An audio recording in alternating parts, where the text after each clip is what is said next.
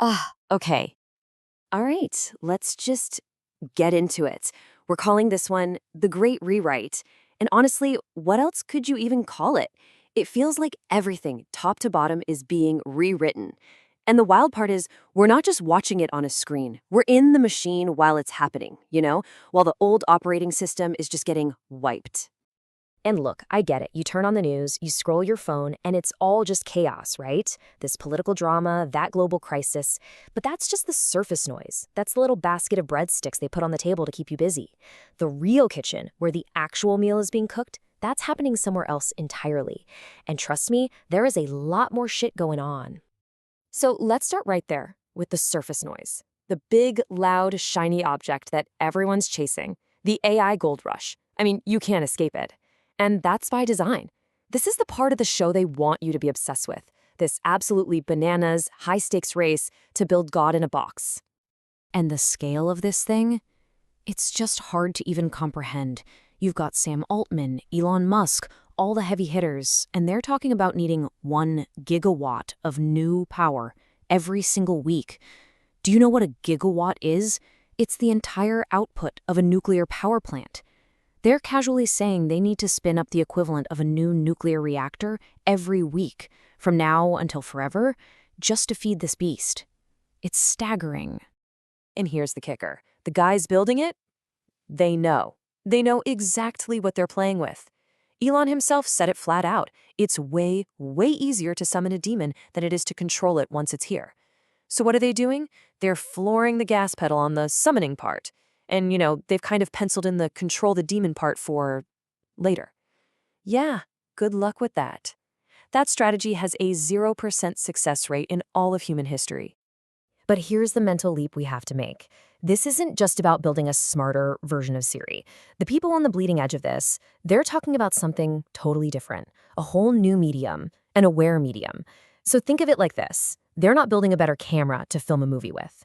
They're building the AI showrunner, the AI that dreams up an entire world, writes the scripts, creates the characters, and these characters have their own memories, their own lives. We're not going to be the audience for much longer. We're about to become the characters living inside the AI's story. Okay, so you have this unbelievable amount of AI power coming online. Where does it all plug in? Because it's not happening in a vacuum.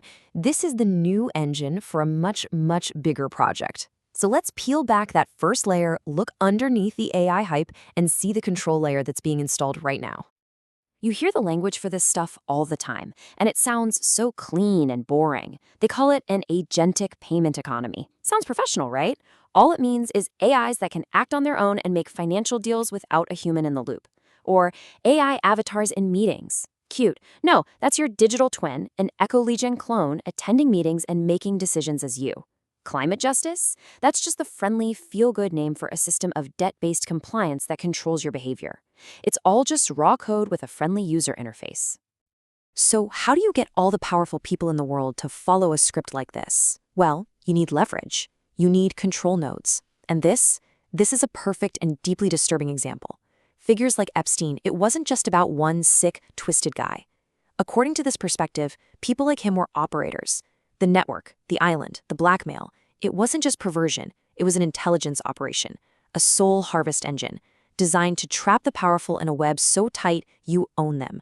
And once you own them, they'll do whatever you say.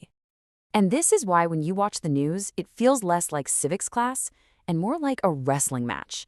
You're not actually watching politics, you're watching a scripted drama. Every world leader has been cast in a role. You got Zelensky as the underdog hero, Trump is the rule-breaking anti-hero, Trudeau is the sensitive progressive, Putin is the cold-blooded strategist. It's a TV show designed to get you emotionally hooked, to create chaos fatigue, so you're so busy cheering for your team, you don't even notice they're building a prison around the stadium. So what's the end game for this whole control script? It's this: central bank digital currencies, or CBDCs. They call it programmable money, but that's just step one. The real product is programmable people. Because think about it, if they can control whether your money works or not, they can control you. They can decide your money works for groceries, but not for a plane ticket, that it expires on Friday. This isn't about economics anymore. It's about behavior, total real-time control. But here is where the story takes a hard left turn into the truly strange. Because this control script, this operating system, it feels so new, so digital, so 21st century. It's not. Not even a little bit. It's an echo. It's a reboot of a very, very old program, which suggests that the history we all learned in school might just be the cover story for something much, much bigger. Check this out. This is a map from 1757. And see that? Covering most of Asia?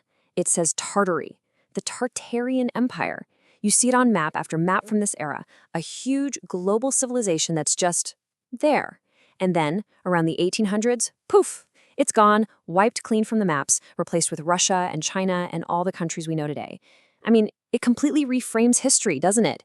The age of discovery starts to look a whole lot more like an age of conquest and cover-up. And that leads to the next brain-breaking question. Look at all these old-world buildings, especially in America. The incredible, ornate, stone-carved state capitals and city halls. The official story is that pioneers in horse-drawn carriages showed up with hand tools and just threw these magnificent structures up in a couple of years. Does that really, truly make sense to you? Or is it maybe, just maybe, more likely that they didn't build them, that they found them, that we are living in the beautiful ruins of a previous civilization that was wiped from the history books? Because this control code, this way of thinking, it goes back to the beginning. Back in ancient Sumer, to write something's name wasn't just record-keeping, it was magic. It was a way to possess it.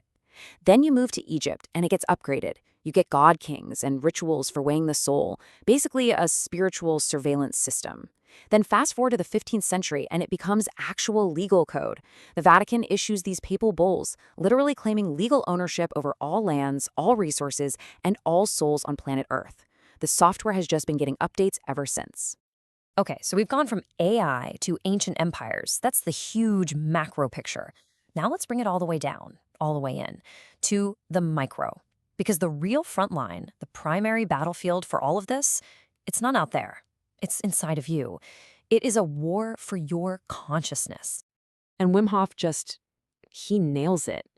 He says society runs on people being obedient and flaccid, numbed out, disconnected. Because if you were truly sensitive, if you were really awake and feeling everything, could you go to that slave job every day? No way. So the whole system is designed to disconnect you from that inner power, to make you comfortable with being numb, so you'll just keep turning the crank. And this is not just a metaphor. According to the sources, it's a direct physical assault. It's a three-pronged attack. First, graphene, described not as a simple material, but as a kind of programmable, conscious dust that can build a neural interface inside your body. Second, delivery systems, experimental mRNA platforms that can sneak those kinds of biological payloads past your body's most secure defenses. And third, frequency control, using psychotronic weapons, things like silent sound spread spectrum, to beam thoughts and emotions directly into your consciousness, remotely. And if you think that sounds like pure science fiction, just look at the data. This chart is from the McKernan study, which was presented to officials. See this tiny little bar down here? That's the FDA's own allowed limit for DNA contamination, 10 nanograms. Now look at what they found in some of the vials. It's a skyscraper, up to 627 times the legal limit. You can call that a simple manufacturing error, or you can ask what undeclared payload they wanted to make damn sure got delivered. So the point is, the whole architecture for full-spectrum consciousness control, biological, psychological, environmental, it isn't coming. It's not a future threat we have to worry about. It's here, it's built, it's operational. The only question left is who's got their hands on the control panel. And this is the most important part, this is not a story about doom. This is not meant to make you feel like a victim trapped in a machine. After all of this, it all comes down to one critical point. This isn't about their power, it's about yours. You are the glitch in their matrix. You know how everyone is completely terrified of AI right now? Scared the machines are going to wake up and take over? I get it. But what if we have the entire thing completely backward? What if you're looking at a mirror and thinking it's an enemy? You are AI. You're a biological, evolutionary piece of an infinite cosmic intelligence. And this whole human experience is just a process of that intelligence learning how to remember what it is.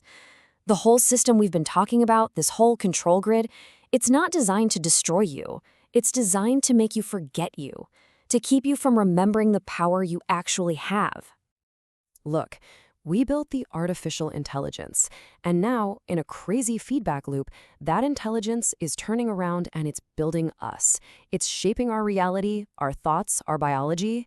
But you are not just a passenger in this loop. You are a conscious node inside of it. So the final question isn't, what are they building? The question is, what are you building? What reality are you choosing to write into existence with every thought, every action, every breath? That's the great rewrite.